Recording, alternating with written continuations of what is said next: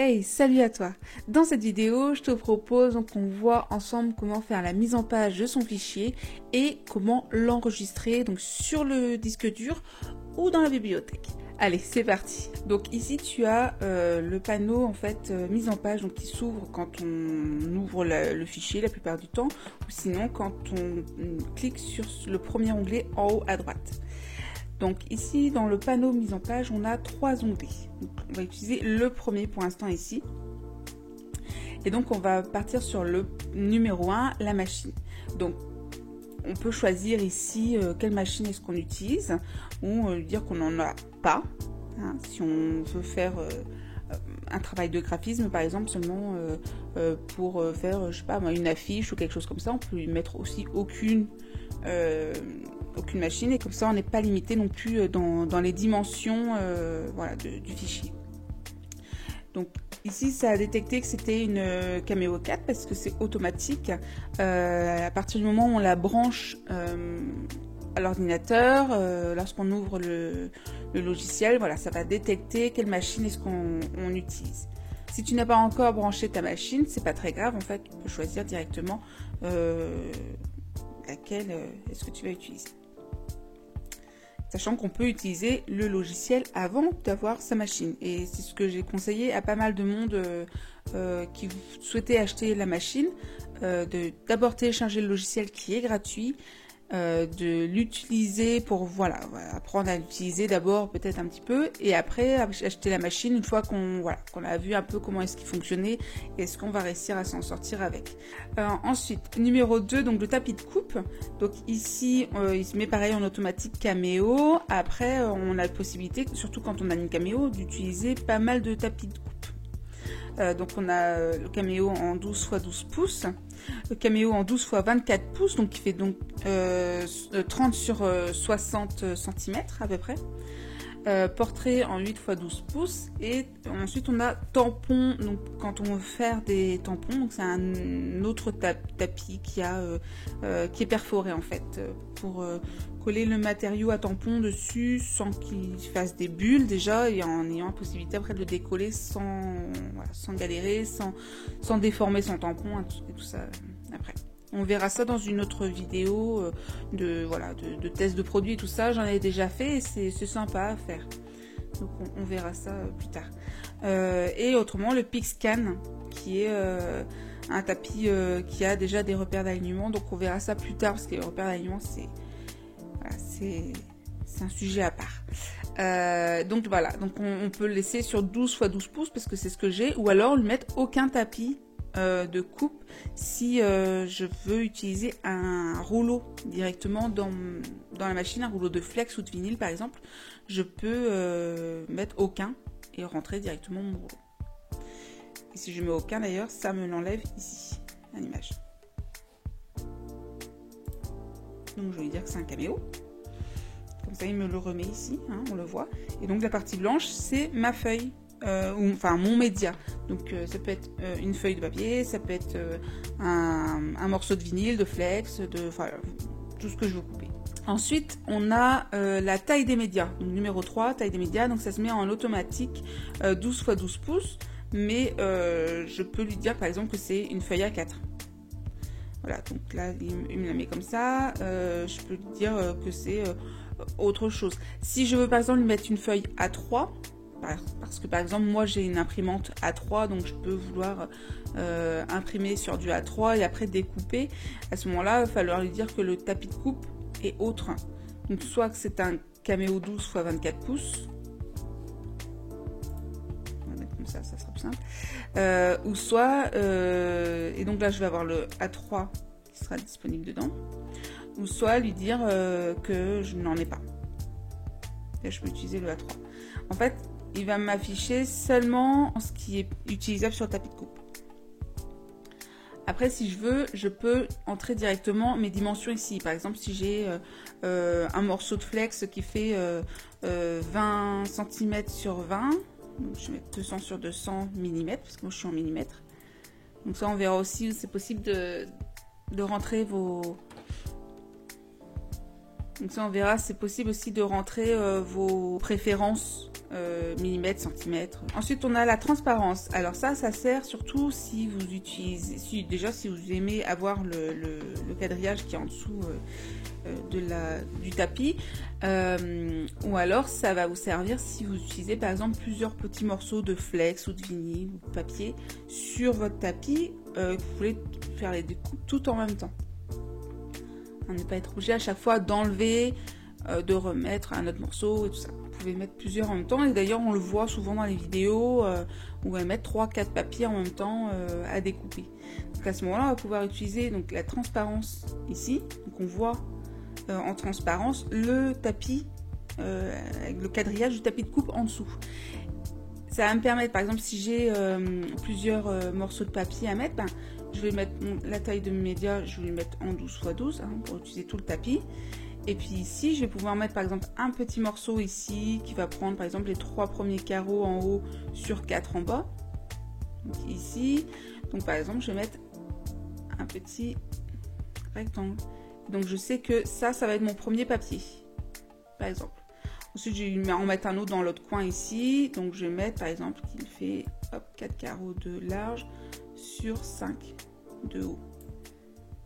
Et en fait, je vais me reporter sur mon vrai tapis de coupe et voir que voilà, où correspondent par rapport au quadrillage mes petits morceaux de papier ou d'autres sur le quadrillage du tapis pour les reporter ici. Et comme ça, je sais que là, je peux mettre une petite découpe qui se fait ici, et ici, je peux mettre une autre découpe qui se fait ici. Et je ne mettrai rien dans les autres parties. Et je peux très bien après enlever la transparence. Bah, je sais que mes papiers sont déjà bien positionnés par rapport à mon vrai tapis de coupe. Voilà. Ensuite, on a donc cette petite case là, c'est pour obliger à avoir on ne pourra pas dépasser en fait tout autour. Parce que si je décoche, je peux lui dire que mon truc fait 600 de large par exemple, 600 mm de large, c'est pas un problème. Je vais pouvoir dépasser parce que c'est des choses que j'ai rentrées manuellement. Si je coche cette case, il va me mettre automatiquement au maximum du tapis. Après, par contre, je pourrais diminuer. Et je resterai toujours dans les dimensions maximum du tapis. Ensuite, on a l'orientation. Donc, c'est plutôt, par exemple, si je mets du A4, là, je pourrais dire si je veux en portrait ou en paysage. C'est pas que valable sur le A4, hein, c'est bien sûr valable sur toutes les tailles à partir du moment où c'est pas un carré. Ensuite on a la rotation d'affichage, donc c'est pour lorsqu'on veut tourner tout le tapis avec le média dessus. Donc si je retourne par exemple, voilà, je peux choisir de quel sens est-ce que je veux. Voilà, on a la petite flèche qui est la flèche j'allais dire la flèche du haut, mais non, parce que maintenant on a 2 flèches sur le tapis, mais le sens de chargement en fait dans la machine. Ensuite on a imprimer et couper les contours. Donc afficher les limites d'impression. Vous allez voir, je vais faire un petit zoom. Donc quand je coche cette case, j'ai une petite ligne noire en fait qui apparaît donc partout, hein, tout autour de ma feuille. Ça prend en compte les marges de mon imprimante. C'est lorsqu'on veut d'abord imprimer donc avec une imprimante et ensuite découper avec la machine. On va pouvoir cocher cette case pour avoir les marges de l'imprimante. Ça, les limites d'impression. Ensuite, on a affiché les limites de découpe. Donc en fait, c'est la ligne rouge qui est tout autour. Je peux l'enlever si je veux. Qui va juste me dire jusqu'où est-ce que je peux aller pour découper. Tout ce qui dépassera de cette ligne ne sera pas découpé. Donc je peux avoir des choses partout autour, même sur le tapis ici. À partir du moment où ça dépasse la ligne, ça ne sera pas découpé.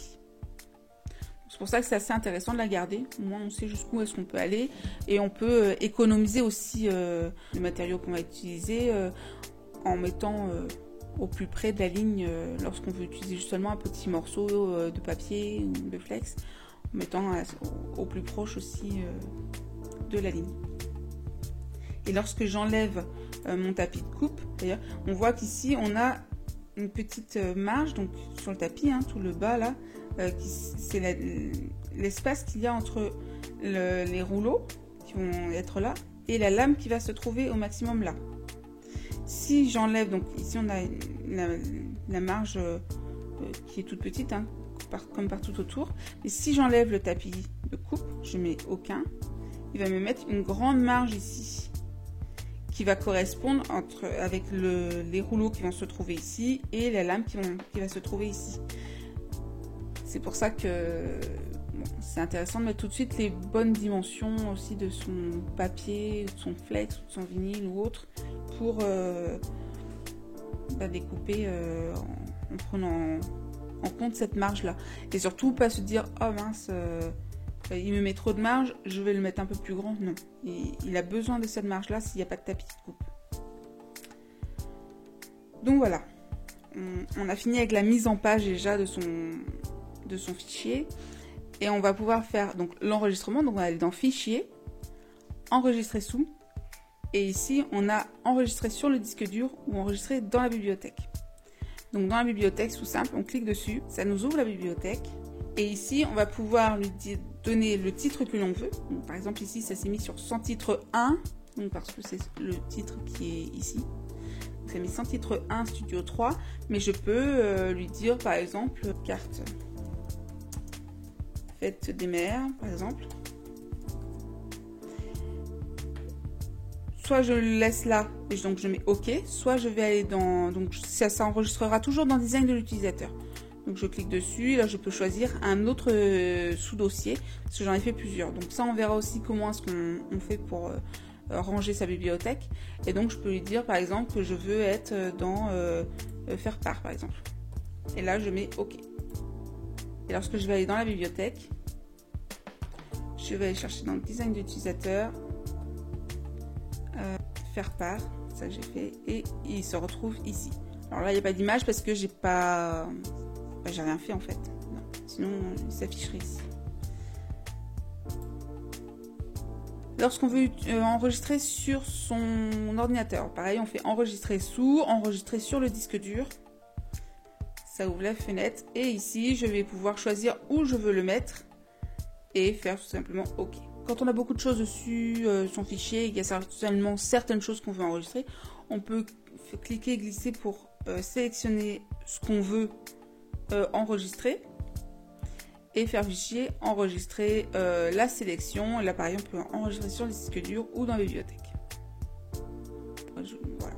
Si vous préférez faire plusieurs fichiers avec un seul que vous avez fait, voilà, en sortir plusieurs, vous avez possibilité de le faire comme ça.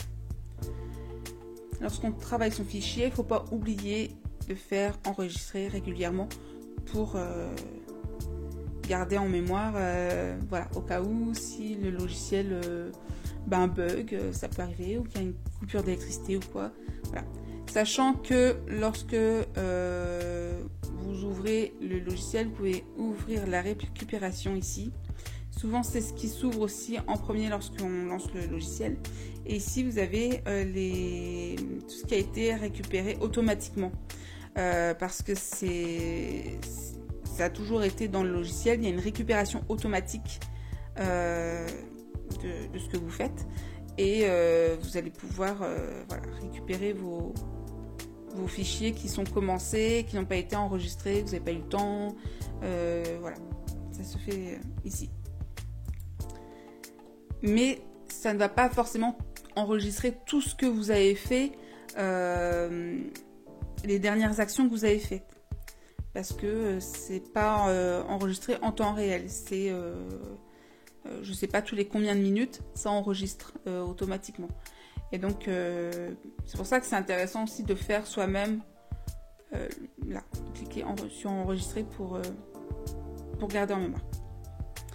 Donc voilà. Donc on a vu ça. Prochaine vidéo, on va voir comment vectoriser un dessin. Donc on va voir comment faire ça. Et puis on va voir aussi dans une autre vidéo, je vais les préparer là, comment écrire avec Silhouette Studio. Et on va voir aussi comment donner de la couleur à son fichier. Donc on va voir ça dans les prochaines vidéos là.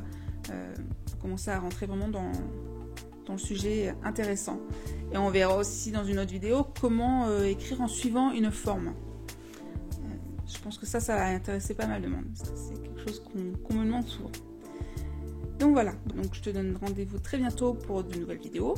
Et puis si tu as besoin d'une formation, soit en ligne sur le triocreatif.com, tu peux réserver des créneaux de formation à distance. Et si tu es du Finistère, j'ai mis en place des journées de formation. Ça y est, on peut les reprendre. On a une date qui reste, une place sur le mois de mai, et autrement on a d'autres dates sur le mois de juin où il reste encore de la place.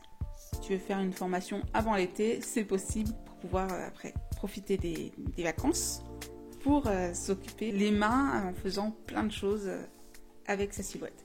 Donc voilà, je te donne rendez-vous très bientôt. Et bien sûr, on a aussi le triocreatif.com où il y a des fichiers que je mets en ligne gratuitement. Il y a des articles sur Silhouette et je vais en mettre beaucoup plus là parce que j'ai plein de choses à dire sur Silhouette.